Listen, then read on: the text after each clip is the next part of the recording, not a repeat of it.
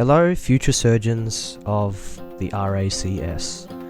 I am a New South Wales Minister for the Health Office, and today's educative video is on medical negligence. Let's start off with negligence. Believe it or not, this all started with a case involving a snail found inside a bottle, but we're not going to get into that right now. Negligence is recognised under tort law. It essentially consists of the existence of a duty of care, a breach of that duty, and whether it was reasonably foreseeable that the damage caused was a consequence of that breach. The court will recognise a standard of care when there is a duty of care between individuals.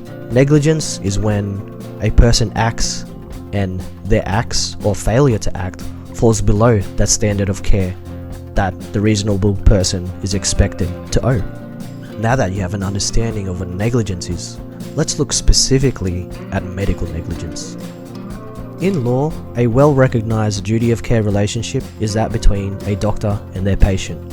So understand, as you step out into the medical profession, you will owe your patients a duty of care. And you could potentially be liable for negligence, but that's only if you breach the reasonable standard of care. This duty of care owed to patients by doctors covers examination, diagnosis, treatment, and also the provision of medical information and advice. Understand that this duty of care relationship may not always be directly obvious. There have been instances where a duty of care was owed when a doctor was asked for a secondary opinion and did not provide it, but also another case where a doctor had been available in an emergency situation but had refused to assist. New South Wales law relies on the Civil Liabilities Act when understanding what exactly the standard of care is in situations of negligence. Section 5.0 of the Civil Liabilities Act reveals the standard of care for professionals.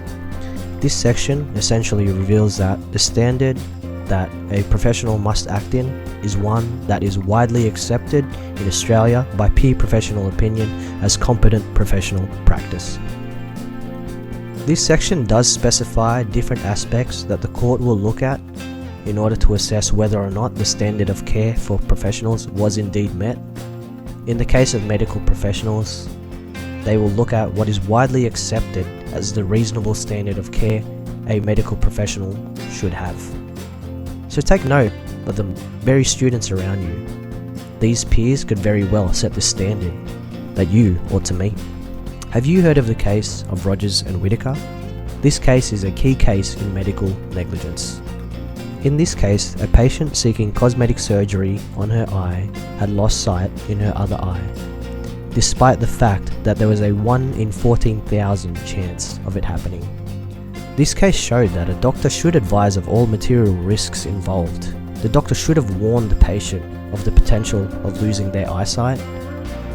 This case establishes that a breach of the duty of care can occur just simply by failure to advise.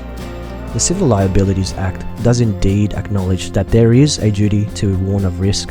However, it differs from the general standard of care for professionals, as shown in Section 5P. Now that we're aware of what medical negligence is, the remainder of this video is advice in regards to how you can avoid being medically negligent. First of all, be wary of where the duty of care arises. As mentioned before, there were instances where the doctor-patient relationship was not as obvious. As soon as you recognize that there is a duty of care, know that you must meet all reasonable standards of care that is required of you. Secondly, ensure that you are meeting the standard of care that is required of professionals, a standard of care that is widely accepted by Australia. And this standard of care applies not only in treatments, diagnosis and examination, but also, as noted before, in providing medical information and advice. If we look back at the Civil Liability Act, Section 5E reveals that the onus of proof is on the plaintiff to show that the actions of the defendant hold them liable for negligence. So your role as medical professionals is simple, just to act in accordance with what is considered as reasonably acceptable. So in essence, when that duty of care is established, and you have met the standard that is considered reasonable and not breached it, then you have nothing to worry about. You will have successfully avoided medical negligence.